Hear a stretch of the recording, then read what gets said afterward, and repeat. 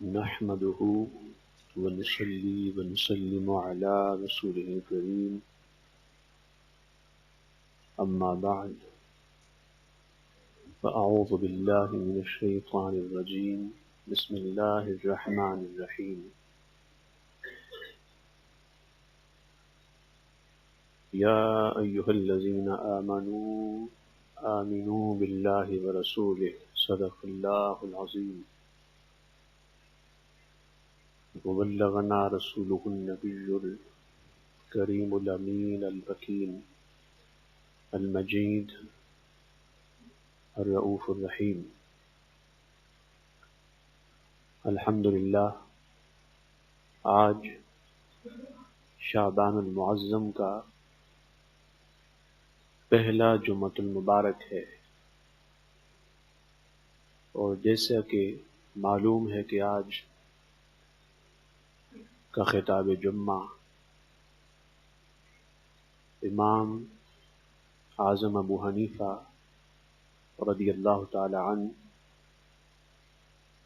ونور اللہ مرقدہ اور ان کا امامت فی الحدیث، ان کی امامت فی الحدیث اور منصب فی الحدیث، یہ آج کا عنوان اور آج کا موضوع ہے۔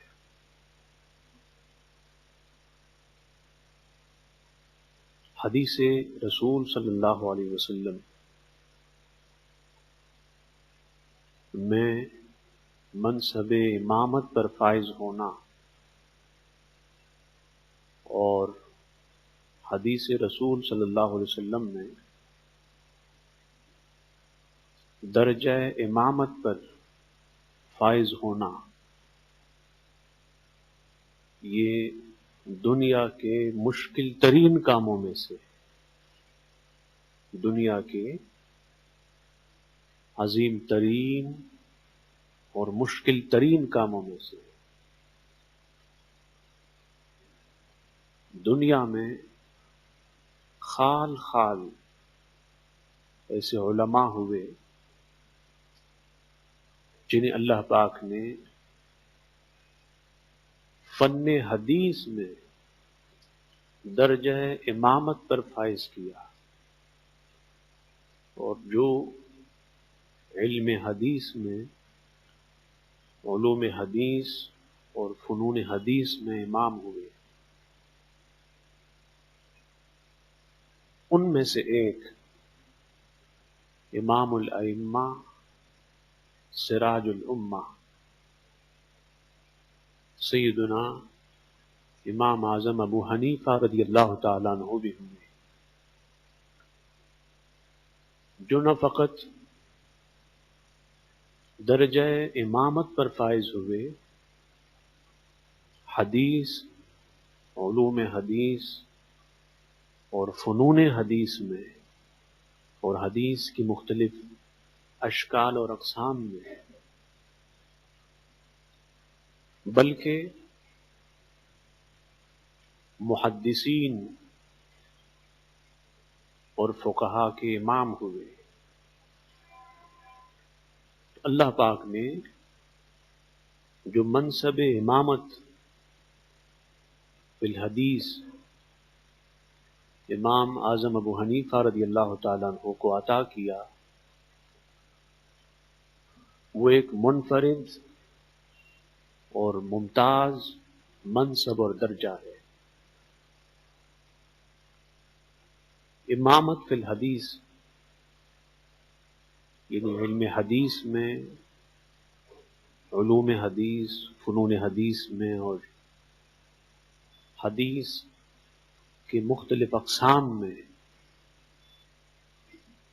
درجہ امامت پر فائز ہونے کے لیے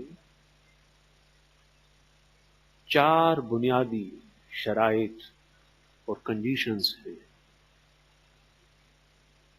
نمبر 1 علم، نالج. امام حدیث کے لیے صاحب علم، نالجیبل پرسن ہونا چاہیے. کسی بھی علم میں اور فن میں درجہ امامت پر فائز ہونے کی بنیادی شرط اور بیسک کنڈیشن علم ہوتی ہے. اور نمبر 2 عمل، پریکٹس، عمل بالحدیث. درجہ امامت کے لیے یہ لازم ہے کہ اس امام حدیث کا احادیث پر اور سنت رسول صلی اللہ علیہ وسلم پر عمل ہو. سنت رسول صلی اللہ علیہ وسلم اور احادیث رسول صلی اللہ علیہ وسلم اس کی زندگی میں عملاً نافذ ہو. اس کے شب و روز کی زندگی کے افعال، اقوال، احوال اور مشاغل حدیث اور سنت رسول صلی اللہ علیہ وسلم کے رنگ میں رنگے ہوئے. اس کا عمل، اس کا کام خلاف حدیث اور خلاف سنت نہ ہو. اور نمبر 3 حفظ حدیث، میمورائزیشن آف حدیث. حدیث کو یاد کرنا، میمورائز کرنا، حفظ کرنا، یہ امام حدیث یا امامت فی الحدیث کے لیے بنیادی اور بیسک کنڈیشن ہے. اور نمبر 4 حب الحدیث، the love of حدیث، حب السنہ، the love of سنہ. حدیث سے والہانہ عشق اور سنت رسول سے والہانہ محبت، عقیدت. حدیث یہ کلام ہے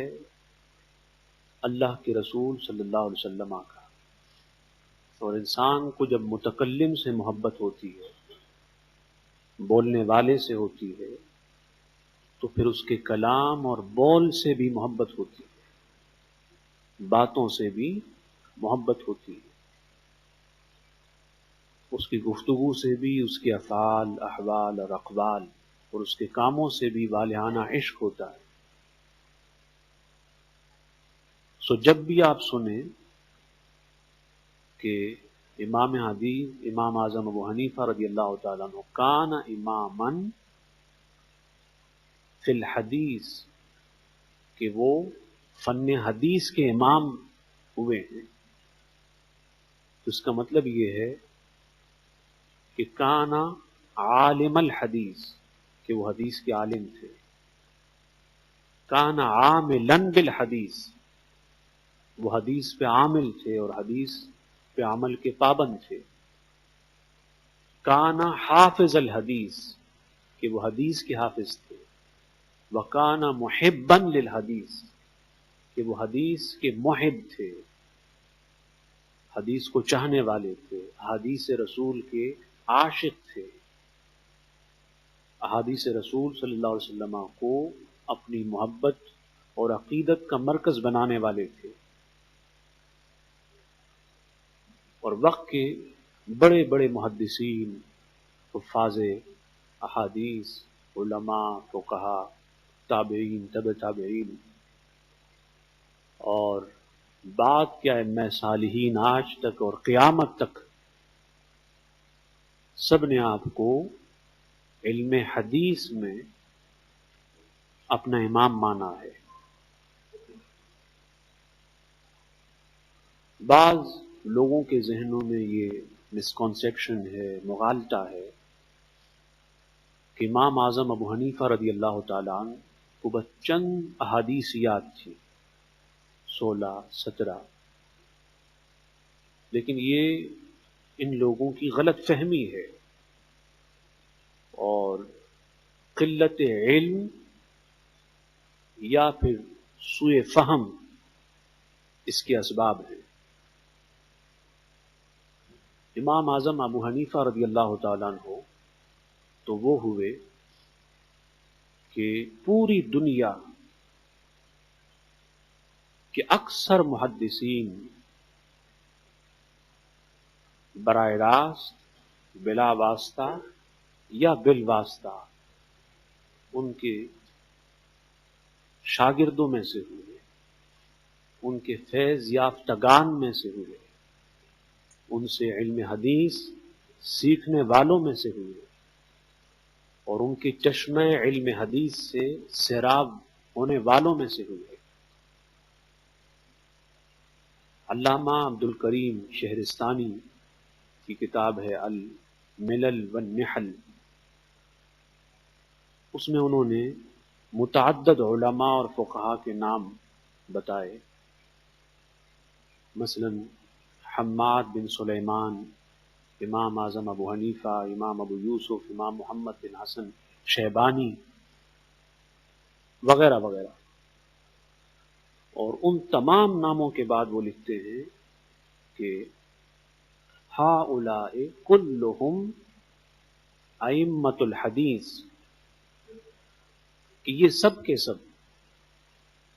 یعنی حماد بن سلیمان، ابو اعظم، امام اعظم ابو حنیفہ، امام ابو یوسف، امام محمد بن حسن شیبانی وغیرہ وغیرہ، یہ سب کے سب احادیث کے امام ہوئے۔ اور میں نے بتایا تھا کہ امام فی الحدیث ہونے کا معنی یہ ہے کہ وہ عالم حدیث بھی ہو، عامل حدیث بھی ہو، حافظ حدیث بھی ہو اور عاشق حدیث بھی ہو۔ انہوں نے بھی امام اعظم ابو حنیفہ رضی اللہ تعالیٰ عنہ کو حدیث کا امام مانا۔ پھر اسی طرح امام ذہبی نے تذکرۃ الحفاظ میں سیدنا ابو داود رضی اللہ تعالیٰ عنہ سے نقل کیا، ان سے بیان کیا کہ ان ابا حنیفہ رضی اللہ تعالیٰ عنہ کان اماما، اے کان امام الحدیث یا کان اماما فی الحدیث،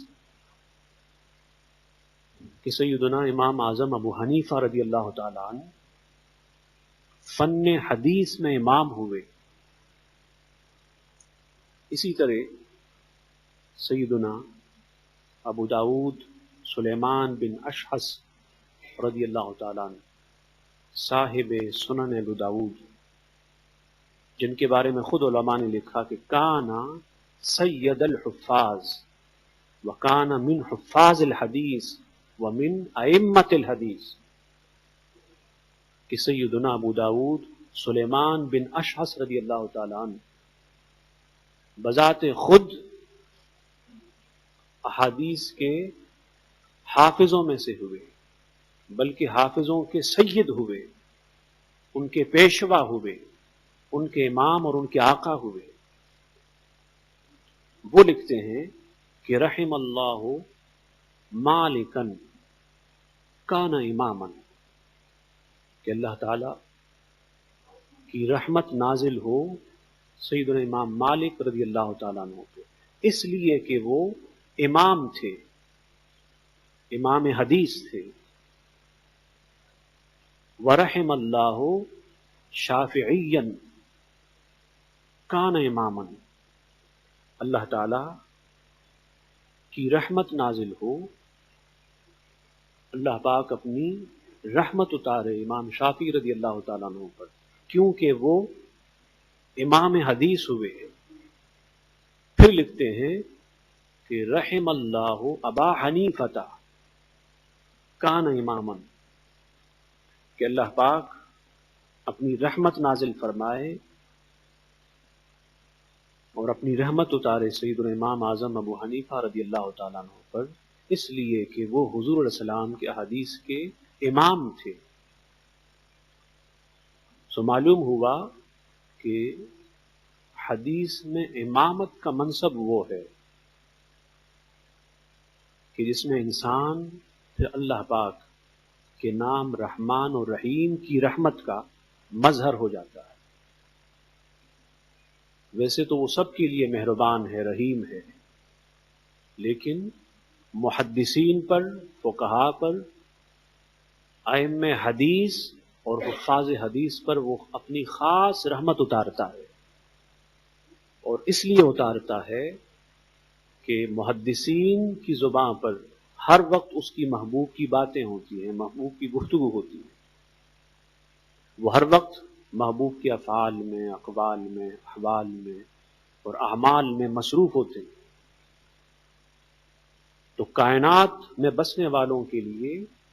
رحمت کی شکل و صورت الگ ہے، اور جن کی زبان پر ہر وقت محبوب اور محبوب کی اداؤں کا بیان ہو، ان کے لیے رحمت اور ہے اور الگ ہے۔ وہ اللہ کے رحمت کے مرکز و محور بھی ہیں اور اللہ کی رحمت کے مظہر بھی ہیں۔ اسی طرح سیدنا صدر الائمہ المکی نے سیدنا حسن بن زیاد سے روایت کیا کہ کان ابو حنیفہ یروی 4000 حدیث، 2000 لحماد و 2000 لسائر المشیخہ، کہ سیدنا امام اعظم ابو حنیفہ رضی اللہ تعالیٰ عنہ نے 4000 احادیث روایت کی، 4000 احادیث بیان کی، اس میں سے 2000 حماد کی ہیں، حماد سے روایت کی، اور باقی 2000 باقی مشائخ سے اور باقی شیوخ حدیث سے۔ اب علماء تو یہ لکھیں کہ امام اعظم ابو حنیفہ رضی اللہ تعالیٰ عنہ نے 4000 احادیث روایت کی ہیں، بیان کی ہیں، اور پھر بھی ناداں یہ کہے کہ انہیں فقط 16 حدیثیں یاد تھیں۔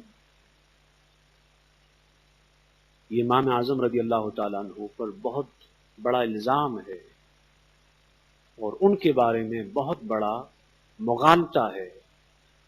اور سوء فہم ہے، مسکنسیپشن ہے۔ اسی طرح اپنے وقت کے بہت بڑے عالم علامہ ملا علی قاری سلطان المحدثین رضی اللہ تعالیٰ عنہ فرماتے ہیں، اور یہ روایت کی انہوں نے محمد بن سماع سے، کہ ان الامام ذکر فی تصانیفہ نیفا و 70 الف حدیث، کہ امام اعظم ابو حنیفہ رضی اللہ تعالیٰ عنہ نے اپنی تصانیف میں، اپنی کتابوں میں 70,000 سے اوپر احادیث بیان کی۔ وانتخب الآثار من 40,000 حدیث،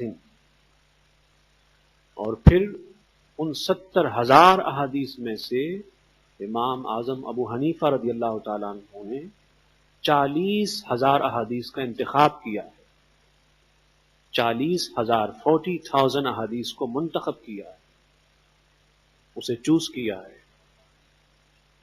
اور اسے الگ کر کے کتاب الاثار میں بیان کیا ہے۔ اسی طرح سیدنا قال صدر الائمہ المکی انتخب ابو حنیفہ الآثار من 40,000 حدیث، صدر الائمہ المکی فرماتے ہیں کہ سیدنا امام اعظم ابو حنیفہ رضی اللہ تعالیٰ عنہ نے 40,000 احادیث 40,000 حدیث کا انتخاب کیا اور اسے آثار میں بیان کیا، جو حضور علیہ السلام سے روایات اور مختلف احادیث منقول ہیں۔ اس میں امام اعظم ابو حنیفہ رضی اللہ تعالیٰ عنہ نے جو ان کے علم میں تھی، بعد نے 70,000 لکھا، جو ان کے علم میں تھی اس میں سے 40,000 کا انتخاب کیا۔ انتخاب کا معنی یہ ہے کہ ان کے پاس احادیث کا ذخیرہ تھا، ہزاروں کی تعداد میں ان کے پاس 1000 احادیث موجود تھی اور وہ حافظ تھے اس کی. اس لیے کہ میں نے بتایا کہ جب ہم کہیں کہ فلاں حدیث کا امام ہے تو اس کا معنی یہ ہے کہ وہ حافظ حدیث بھی ہے، کیونکہ بغیر حفظ حدیث کے منصب امامت پہ فائز ہونا یہ ناممکن اور بے معنی ہے. اسی طرح اپنے وقت کے بہت بڑے محدث، بہت بڑے فقیہ یزید بن ہارون فرماتے ہیں کہ کان ابو حنیفہ تقیا نقیا زاہدا عالما صدوق اللسان احفظ اہل زمانے، کہ سیدنا امام اعظم ابو حنیفہ رضی اللہ تعالیٰ عنہ متقی ہوئے، پرہیزگار ہوئے، صاف و ستھرے ہوئے، ظاہر کے بھی پاک ہوئے، باطن کے بھی پاک ہوئے، زاہد اور عارف ہوئے، عالم ہوئے، زبان کے سچے ہوئے. آپ نے ہمیشہ سچ بولا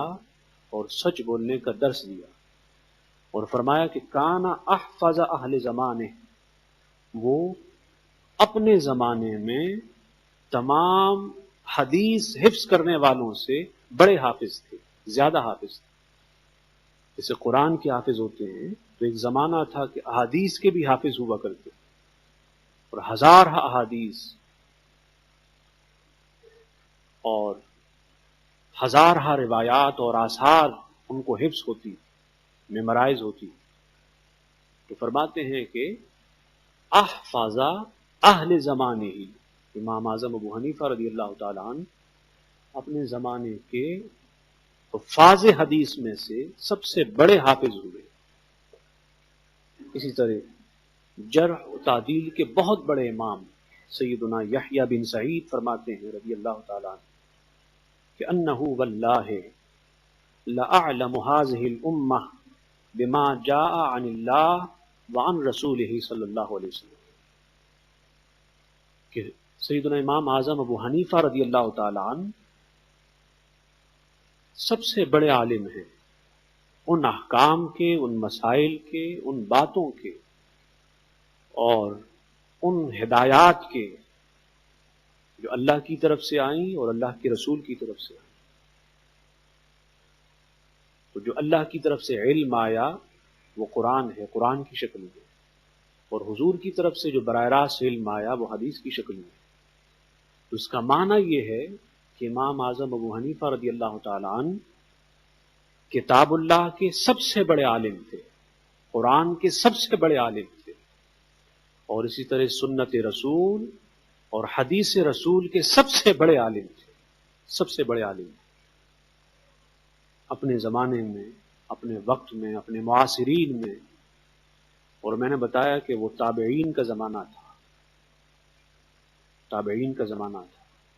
اور آپ نے دور صحابہ پایا. یہ سارے خطابات میں آپ کر چکا ہوں. امام اعظم ابو حنیفہ رضی اللہ تعالیٰ عنہ کی صحابہ سے ملاقات ہوئی اور آپ نے صحابہ سے علم حدیث حاصل کیا. آپ کے اساتذہ میں اور شیوخ حدیث میں صحابہ بھی ہیں اور تابعین بھی ہیں. تو جب ہم بات کریں کہ امام اعظم ابو حنیفہ رضی اللہ تعالیٰ عنہ اس امت کے عظیم ترین عالم تھے، قرآن کے بھی اور حدیث کے بھی، تو اس کا مطلب یہ ہے کہ فقط اس زمانے کے حوالے سے نہیں، اس زمانے کے حوالے سے جس زمانے میں ایک ایک عالم اور محدث اور فقیہ اور حافظ الحدیث موجود تھا. تو عوام میں بڑا عالم ہونا یہ بڑی بات نہیں ہے، علماء، فقہاء، محدثین اور حفاظ حدیث میں بڑا ہونا یہ بڑی بات ہے. تو صحابہ نے حضور علیہ السلام سے علم حدیث حاصل کیا، اور امام اعظم نے براہ راست ان صحابہ سے علم حدیث حاصل کیا جو حضور علیہ السلام کے فیض یافتگان صحابہ تھے، اور حضور علیہ السلام سے براہ راست علم حدیث حاصل کرنے والے تھے، اور حضور کے علم حدیث سے اور چشمہ علم حدیث سے براہ راست اپنی علمی اور فکری پیاس بجھانے والے تھے. دعا گو ہوں کہ اللہ تعالیٰ ان کے مرکز مبارک پر اپنی رحمت و رضوان کی بارشوں کا نزول فرمائے، اور ان کے علم حدیث کی خیرات اور بھیک ہمیں بھی عطا فرمائے. وما علینا الا البلاغ.